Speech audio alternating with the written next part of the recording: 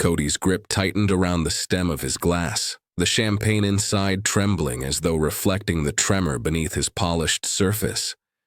From across the ballroom, he watched the scene unfold. Jaelyn Scott, the woman he had publicly mocked not half an hour ago, now standing at the center of everything. Roman Cade's quiet authority wrapped around her like invisible armor, shielding her from the dismissive glances that once would have landed unchecked. The two of them together commanded attention without asking for it, the kind of effortless power Kodie had always tried to manufacture through money and bravado.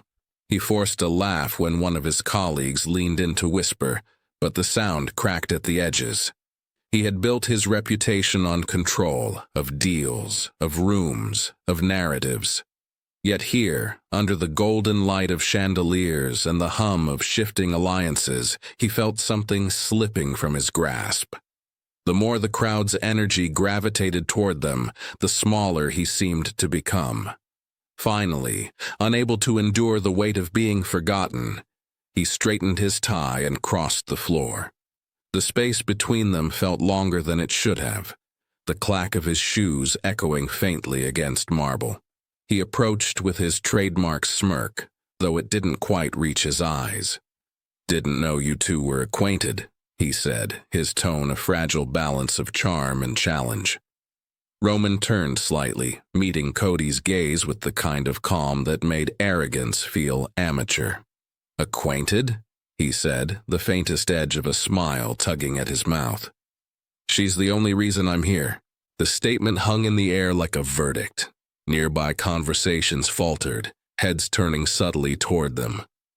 Kodie's smile froze, his confidence slipping one hairline crack deeper. "Well," he said, attempting a laugh that came out dry. "Seems I underestimated your guest list." Roman didn't bother to respond. He shifted his attention back to Jaelyn as though Kodie were no more than background noise. That dismissal, quiet, final, stung more than any confrontation could. Jaelyn felt the tension but didn't flinch. Instead, she turned to Roman with a faint smile, letting her laughter rise just enough to carry across the room. It wasn't forced. It was liberation, the sound of someone reclaiming her space. Kodie stood a moment longer, trapped between pride and humiliation, then excused himself to no one in particular. As he walked away, the applause from another corner of the ballroom swelled, and for the first time, he realized what true invisibility felt like. The terrace stretched out like a quiet reprieve from the noise inside, its marble floor glinting beneath the soft halo of lanterns. The night carried a warmth that felt almost intimate, the kind that wrapped around bare shoulders and coaxed truth from guarded hearts. Jaelyn leaned against the balustrade, her fingers curling over cool stone, her reflection faint in the dark glass of the ballroom doors behind her. Laughter and music spilled faintly from inside, dulled now by distance, each note a reminder of the world she'd momentarily escaped. When Roman stepped out, the air shifted, not heavier, but steadier, as though the night itself recognized him. He didn't speak right away. He simply came to stand beside her, his presence quiet and certain. From this height, the city below looked like a field of stars, tiny, flickering lights stretching endlessly along the horizon. Jaelyn followed their pattern with her eyes, the view blurring slightly as her composure began to crack. "They'll talk," she said finally, her voice low, steady, but tinged with fatigue. "They always do." Roman's gaze never left her. "Let them," he said simply. "They've built empires on perception. You build them on purpose." The words were soft, but their truth hit deep. Jaelyn exhaled, her breath visible in the faint coolness of the night. "Purpose doesn't get you invited to their tables," she murmured. Roman turned slightly, his hand resting on the railing between them. "Then you make your own table," he said, his tone matter-of-fact. "And when you do, they'll all ask for a seat." The corner of her mouth lifted despite herself. "You make it sound easy. It isn't," he said, his eyes softening. But neither are you. The silence that followed wasn't awkward. It was grounding. Crickets hummed from the gardens below, the Mississippi's low whisper threading through the distance. For the first time that evening, Jaelyn allowed herself to breathe without pretense. The tension that had followed her since Kodie's cruel remark began to dissolve, replaced by something fragile and new. Roman studied her profile, the way the lantern light kissed her skin, how the breeze teased the loose tendrils framing her face. "You deserve more than their smallness," he said quietly. "You've earned space that can't be given. It can only be recognized." She turned to him then, her eyes luminous in the golden light. "And you?" she asked softly. "Why are you really here tonight?" His answer came without hesitation. "To remind you that they never defined you." "You did." The words lingered between them, warm and certain. And as the night stretched on, Jaelyn realized that sometimes being seen wasn't about being visible. It was about being understood. The noise of the ballroom returned like a wave, crashing around them as Jaelyn and Roman stepped back inside. The air was thicker now, charged with something unsaid. Kodie had gathered a new cluster of admirers near the bar, his voice rising above the crowd in performative ease. He was spinning another story, half truth, half ego, about his latest project, the one he had stolen from Jaelyn. His laugh cut through the chatter, brittle and loud, and though his tone feigned charm, his eyes flicked toward her with unmistakable malice. "Some people," he drawled, swirling the champagne in his glass, "mistake passion for professionalism. That's why their firms collapse under the weight of ambition." A few uneasy chuckles followed, the kind born from fear of choosing the wrong side. Jaelyn felt the familiar sting rise, but she said nothing. She didn't need to, not tonight. Roman's voice came then, low but clear, slicing through the pretense. "You speak of success," he said evenly, "but the only thing you've ever built is arrogance." The words hit the air like a thunderclap. The chatter halted, even the band hesitating mid-note. Heads turned, glasses stilled. Kodie's smirk faltered, the mask of confidence slipping as the silence pressed in from all sides. "Excuse me?" he said, his voice sharp with disbelief, but Roman didn't blink. He took a slow sip of his drink, his calm deliberate. "You take from others, call it strategy. You humiliate those you fear, call it charm. But you and I both know the difference between building and borrowing." The tension rippled through the room. Someone at the back whispered Roman's name as if to confirm he had truly spoken. Kodie's jaw flexed, but his voice lost its steadiness. "You don't know what you're talking about." Roman's gaze was unwavering. "I know integrity when I see it," he said quietly. Then, turning slightly, his eyes softened as they met Jaelyn's. "And I know where it lives." A hush spread, dense and breathless. Jaelyn stood tall beside him, her emerald gown gleaming beneath the chandelier, her silence saying more than words could. For once, she wasn't defending herself. She didn't need to. Her presence alone was proof enough of what grace looked like when the world expected collapse. Kodie's face flushed crimson, his composure fractured. He muttered something under his breath and turned away, but it was too late. The room had already decided, and as the music cautiously resumed, the melody softer, more reverent, Jaelyn felt something shift deep within her. Not victory, not revenge, something purer, a return to herself, witnessed by the very world that once refused to see her. The room was still caught in the echo of Roman's words when Jaelyn stepped forward. Every instinct told her to stay quiet, to let the moment fade, to let his influence protect her from further scrutiny. But silence had been her armor for too long, and she was suddenly weary of its weight. Her heels clicked softly against the marble as she moved into the center of the room, her emerald gown catching the light like the steady burn of resolve. Conversations ceased entirely.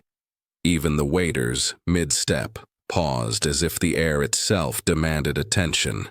"For years," she began, her voice clear and resonant, "I believed respect had to be earned twice as hard."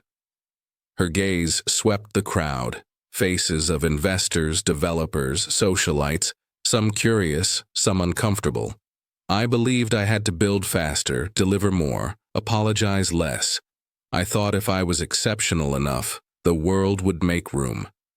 Her words carried, soft but unflinching. "But maybe it's not about earning," she continued. "Maybe it's about remembering who you were before the world told you to shrink." A murmur rippled through the room, faint but unmistakable, the sound of truth cutting through pretense. She felt Roman beside her, steady and silent, not as a shield, but as an anchor. His presence wasn't her protection, it was witness. Her power didn't come from proximity to his, it came from reclaiming her own. "I built my firm from nothing," she said, her tone unwavering. "Every design, every contract, every late night was a step toward proving I belonged. But the truth is, belonging was never theirs to grant. It was mine to claim." For a moment, no one moved. The chandelier light refracted through champagne glasses and diamonds, scattering gold across her face. She looked radiant, not because of her dress or her company, but because she finally stood without apology. A woman near the front, one of the older board members, gave a small nod. Then another voice, tentative but certain, murmured agreement. The applause began softly, hesitant at first, then rising like a tide. It filled the ballroom, transforming the tension into something alive, something liberating. Kodie watched from the edge of the crowd, pale and rigid, his smirk replaced by silence. Jaelyn didn't look at him. She didn't need to. When the applause finally faded, she exhaled and smiled faintly. For the first time in her career, she hadn't defended her worth. She had simply stood tall, and the world, finally, had to look up. The night began to unravel in slow motion, its once cold elegance softened by the hum of change that now filled the air. The applause that had begun as a hesitant ripple grew into a wave, echoing off marble walls and crystal chandeliers. Jaelyn felt it pulse through her, not vanity, not vindication, but recognition. For the first time, she wasn't fighting to be heard. The room had already decided she belonged, and perhaps she always had. Roman extended his hand toward her once more, his expression calm but certain. It wasn't an offer of rescue, it was an acknowledgement. She took it, not as someone accepting protection, but as someone choosing partnership. Their fingers laced naturally, and the ballroom doors opened before them as though the moment itself demanded a path forward. The camera flashes began almost instantly. Reporters had slipped in quietly earlier, hoping for a headline, and now they had one. Roman Cade leaving the Langford Gala with Jaelyn Scott. The light was blinding, but she didn't flinch. Roman's thumb brushed lightly against her hand, steadying her without words. She didn't look back, but she could feel Kodie's eyes burning from across the room. He stood rigid, the empty champagne glass trembling slightly between his fingers. Around him, the same people who had once orbited his charm now avoided his gaze, their smiles brittle, their laughter fading into polite distance. His voice, once so dominant, was lost beneath the applause that followed Jaelyn out the door. The smirk he wore like armor had vanished, replaced by the hollow stillness of realization. Outside, the night air met them like a release. The city stretched before them, alive, electric, indifferent to the petty hierarchies they had just left behind. Jaelyn inhaled deeply, the cool air carrying hints of magnolia and asphalt. Roman turned toward her, his tone soft but certain. "You handled that better than any boardroom I've ever seen," she smiled faintly. "I wasn't performing," she said. "I was done pretending." He chuckled, the sound low and genuine. "Good. The world's full of pretenders. We could use more architects." Her laugh came easily then, light and unguarded. For the first time all evening, she felt free, not just from Kodie's mockery or society's expectations, but from the need to prove anything at all. As the car door opened and flashes went off once more, she didn't hide. She simply looked ahead, her posture tall, her expression serene. Because Jaelyn Scott had walked out not as the woman who'd been mocked, but as the one who'd rewritten the story. Morning light spilled gently through gauzy curtains, painting the apartment in soft gold. The city below was already awake. Horns, footsteps, the faint clatter of life resuming. But Jaelyn stood still by the window, wrapped in the quiet that follows storms. Her coffee steamed in her hand, rich and earthy, grounding her in the simple truth that today felt different. Not louder, not grander, just clearer. She hadn't turned on the television, hadn't scrolled through the flood of notifications buzzing on her phone. The headlines could scream all they wanted. She didn't need their validation to confirm what she already knew. Her reflection caught in the glass, the curve of her shoulders bare and relaxed, the faint trace of a smile softening her face. The emerald gown now lay draped across a chair, a silent witness to the night that had changed everything and nothing at once. She sipped her coffee and thought of Roman's words, the weight of them, the ease. You build on purpose. It wasn't flattery. It was an acknowledgement of something she'd known deep down but rarely allowed herself to claim. She smiled, not because she had been chosen, but because she had never needed to be. A knock at the door pulled her gently from her thoughts. When she opened it, a delivery man stood holding a single magnolia bloom in a slender glass vase. No note. She didn't need one. The quiet gesture spoke volumes, respect, not possession, admiration, not demand. She placed it on her kitchen counter and let herself feel the warmth of gratitude rather than disbelief. For once, she wasn't questioning if she deserved peace. She simply accepted it. Across town, the morning felt heavier. Kodie Harris sat alone in his high-rise office, blinds half closed, the glow of his phone illuminating a dozen headlines he couldn't escape. Each one felt like a mirror held too close. His name wasn't mentioned, not once, and that silence cut deeper than any public scandal could have. For a man who thrived on being seen, invisibility was its own punishment. The glass of whiskey beside him sat untouched, condensation pooling like regret on the mahogany desk. Jaelyn set her coffee down and opened her window wider. The city air swept in, cool and new, carrying the scent of possibility. Somewhere beyond the noise, she could almost hear the echo of last night's applause. Fading, yes, but leaving behind something more lasting. Not fame, not victory, freedom. And as sunlight bathed her in its quiet grace, Jaelyn Scott finally exhaled, knowing she had never been the underdog of this story, only its author. If this story moved you, share it. Someone out there has been laughed at, overlooked, or told she didn't belong, just like Jaelyn. She needs to be reminded that dignity speaks louder than pride, and that standing tall is its own kind of revenge. Comment below if you've ever walked into a space that tried to shrink you, and left it with your head high and every eye finally seeing you. Still single, huh? Guess some women just aren't built to be chosen. The words slid from his mouth like poison dressed in charm, loud enough for the table to hear.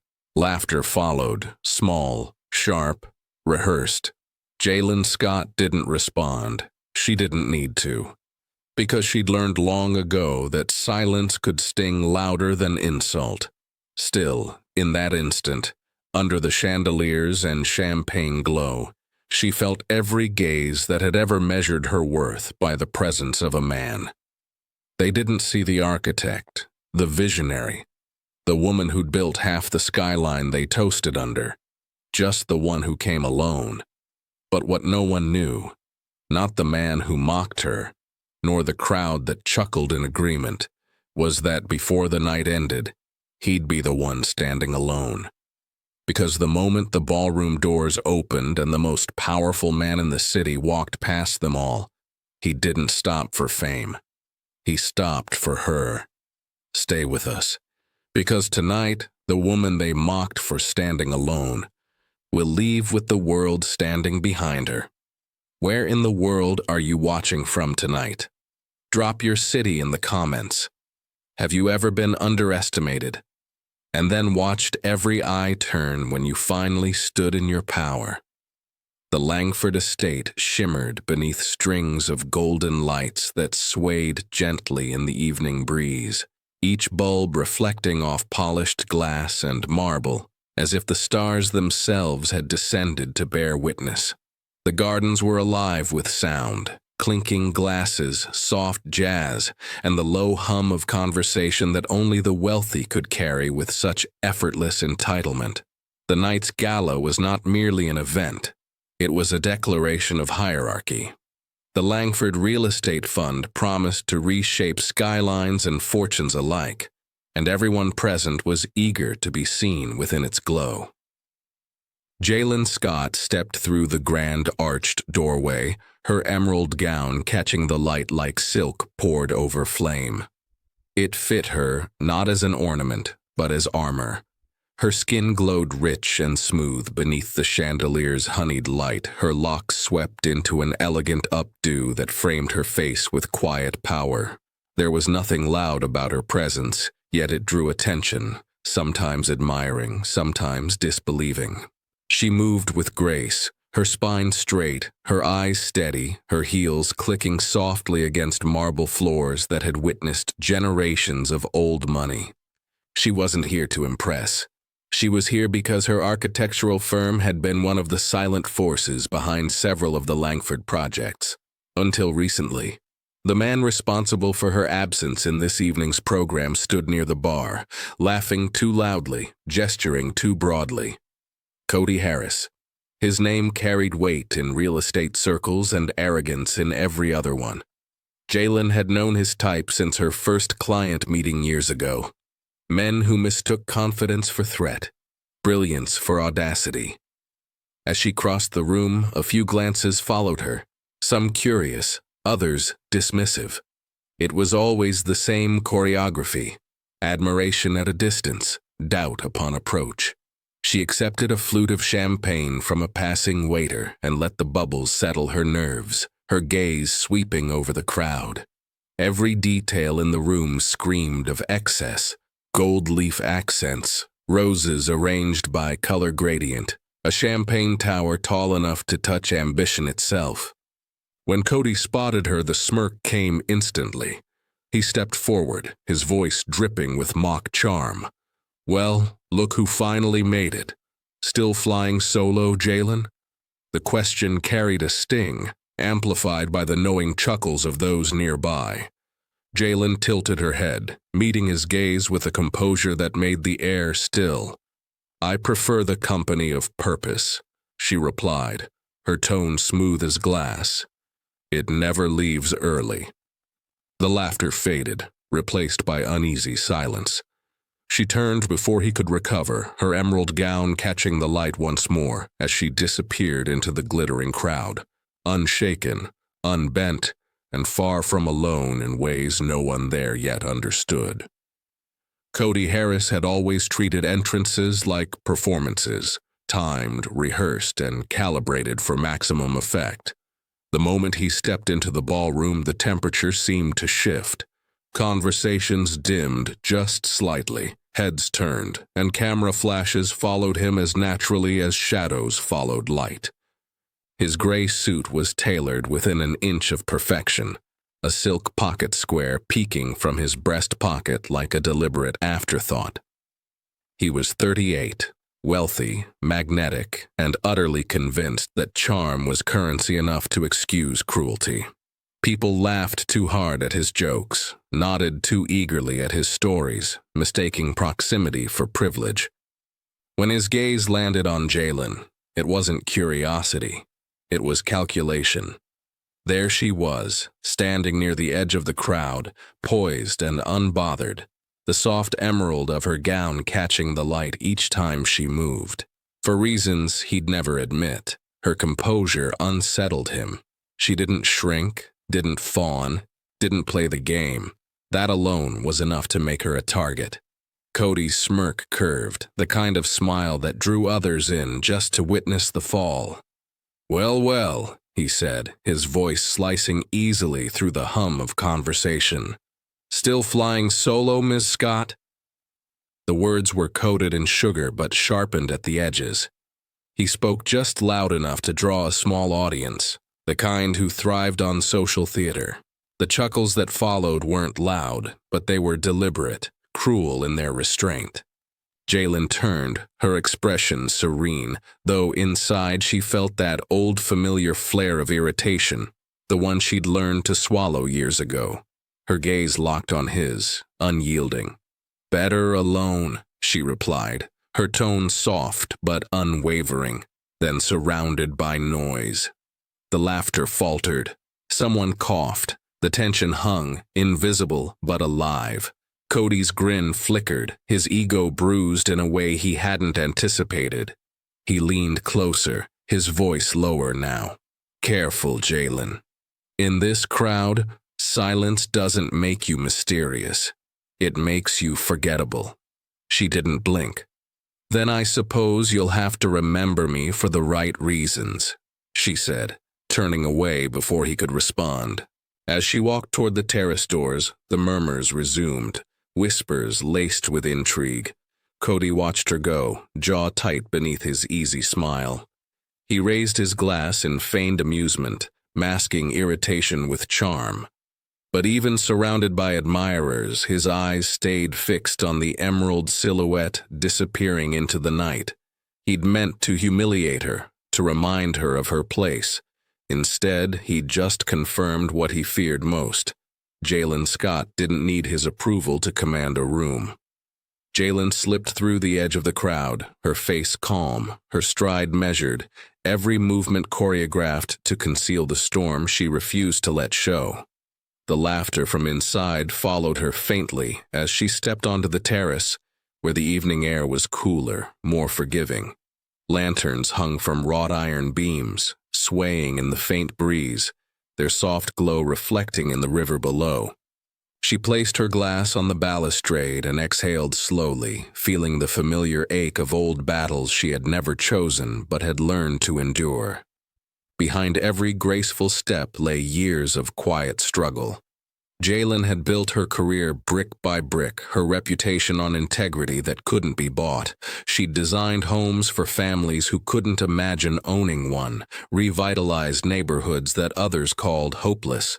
Yet for every project that bore her name, there were men like Kodie Harris, men who smiled across boardroom tables while stealing signatures from contracts, men who believed her success was a fluke waiting to be corrected. The last deal he'd taken from her hadn't just cost her revenue, it had cost her faith in fairness. She still remembered that day vividly, how the client who once praised her vision had turned cold, citing strategic shifts, before handing the blueprint of her own design to Kodie's firm. She'd stayed silent then, refusing to give him the satisfaction of seeing her break. Silence had always been her shield. Tonight, it had been her armor again. But armor, no matter how polished, grew heavy after a while. Through the glass doors behind her, laughter rose again. His laughter. Kodie thrived in rooms like this, where cruelty was dressed in charm and mockery masqueraded as wit. He had taken from her professionally and now sought to strip away the one thing she refused to surrender: dignity. Jaelyn traced the edge of her champagne flute, her reflection shimmering faintly in its curve. She had learned long ago that the world was rarely fair to women who refused to play small. especially ones who looked like her. But tonight, she decided, would not end in humiliation. Not again. She would not shrink so others could feel tall. She adjusted the strap of her gown, straightened her posture, and let the night air cool the burn in her chest. Somewhere deep inside, beneath all the composure, was a spark that no betrayal could extinguish. She didn't know that before the night was over, that spark would be seen and remembered by someone powerful enough to change everything. The shift in the room was immediate, almost physical, as though the air itself bent around the man who had just entered. Roman Cade didn't need to announce himself. The mere rhythm of his stride did that for him. Conversations quieted, waiters stilled mid-step, and even the music seemed to hesitate, as if uncertain whether to compete with his presence. He was the kind of man people whispered about in boardrooms and headlines. Brilliant, elusive, dangerous in his precision. His suit, a shade darker than midnight, framed his tall, broad figure with effortless authority. His skin gleamed under the chandelier's gold, and his storm-gray eyes scanned the room with calm detachment until they stopped. On her. Jaelyn hadn't noticed him at first. She was still by the terrace doors, pretending to study the garden lights, when a quiet hush rippled through the crowd. She turned instinctively, and there he was, Roman Cade, the name whispered like legend. She'd seen his photo on magazine covers, but the image hadn't captured the stillness he carried, the quiet gravity that drew every gaze without a word. Their eyes met across the sea of sequins and champagne, and the noise of the room faded to nothing. A few of the guests nearest him turned, eager to introduce themselves, but Roman didn't stop. He crossed the floor with the measured certainty of a man who never chased, only chose. When he reached her, the faintest smile touched his lips, not the kind meant for cameras, but for memory. "Miss Scott," he said, his voice smooth and resonant, carrying just enough to be heard. "I was hoping you'd be here tonight." The murmurs began immediately. Someone gasped. Another whispered his name like a revelation. Jaelyn blinked, caught between disbelief and the instinct to guard herself. "I didn't expect to see you," she managed, her tone even but her pulse betraying her calm. "I rarely attend these things," he admitted, his gaze holding hers, "but I make exceptions." The weight of his words hung between them, deliberate and unhurried. Across the room, Kodie's smirk faltered. He watched from the bar, his confidence beginning to fray as whispers spread. Roman Cade, the man every investor and socialite coveted an audience with, had walked past them all for her. Jaelyn felt the shift as if the universe itself had tilted. She hadn't come seeking redemption or recognition, but in that moment, standing beneath chandeliers that suddenly seemed dimmer than his gaze, she realized something rare. Tonight, she was no longer invisible. The recognition in Roman's eyes wasn't the fleeting spark of polite acquaintance. It was memory. For a moment, Jaelyn was transported years back to a half-finished construction site at dawn when the air smelled of dust and possibility. She had been younger then, sleeves rolled up, blueprint in hand, convincing a skeptical investor that a block of abandoned buildings could become homes filled with light. That investor had been Roman Cade, unknown at the time, determined, brilliant. He had stood beside her in worn boots, listening as she described not profit margins, but dignity. "You don't build for the rich," she had said that morning. "You build for people who've forgotten what safety feels like." He hadn't forgotten those words. Not then. Not now. As the memory faded, the ballroom around them sharpened back into focus. Roman's smile carried traces of that past, the quiet admiration that had once been purely professional. "You changed how I saw value," he said softly, a truth wrapped in warmth. "You made me remember why I started." His tone wasn't for the crowd, it was for her alone.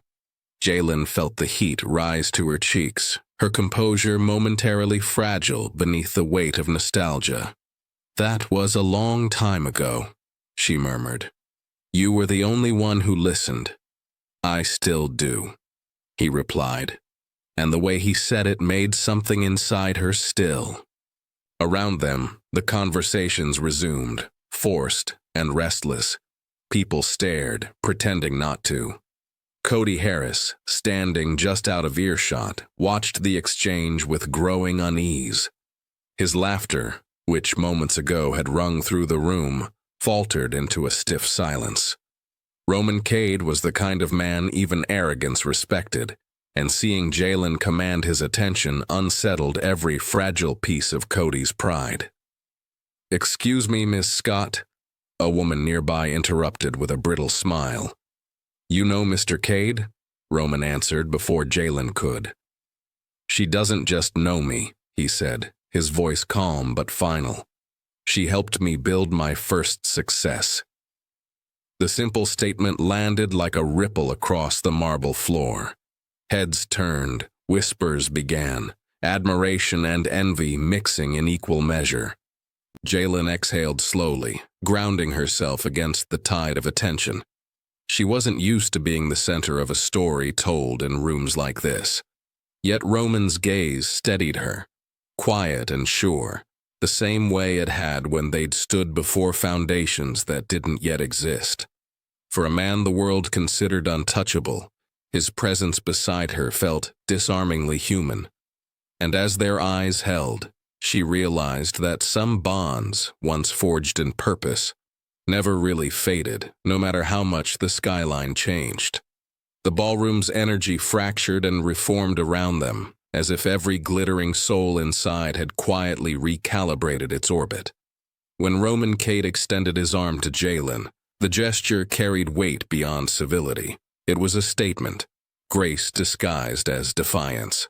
1,000 eyes followed, hungry to decode what they were seeing. The billionaire who rarely appeared in public, and the woman who, until tonight, had been dismissed as background. Cameras flickered like lightning in a distant storm, and yet, in the small circle of stillness between them, there was only breath, warmth, and a current neither had expected. Jaelyn hesitated for a heartbeat, her hand hovering before it found his arm. The contact was light but grounding. Roman's presence had always carried a kind of quiet command, but now she could feel the steadiness beneath it, the calm pulse of someone who had built power not from inheritance, but from intention. He leaned slightly toward her, his voice pitched low enough for her alone. "I should have called sooner," he said, the words brushing against her composure like a confession. "You built half this city's heart, and still they pretend not to see you."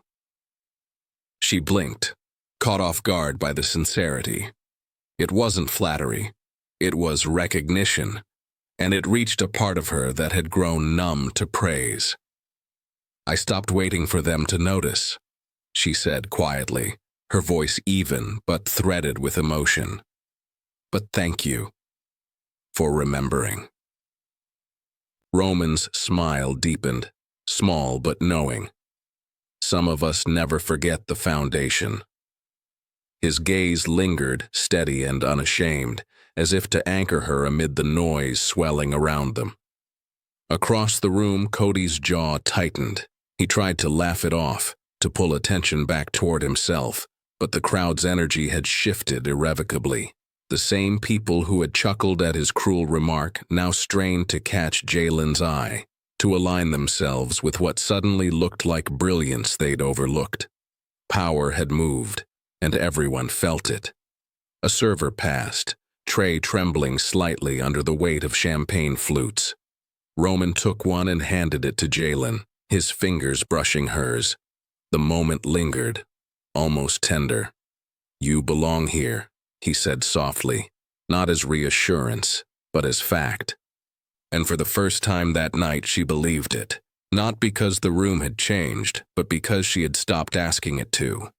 The music swelled again, smooth and slow, And as they began to move through the crowd together, it wasn't she who followed him. It was the room that followed her. Thanks for watching. If you enjoyed this video, give it a like, drop a comment, and share it with a friend. And don't forget to subscribe to Black Stories Untold for more stories that uncover hidden struggles, celebrate strength, and remind us that every voice matters.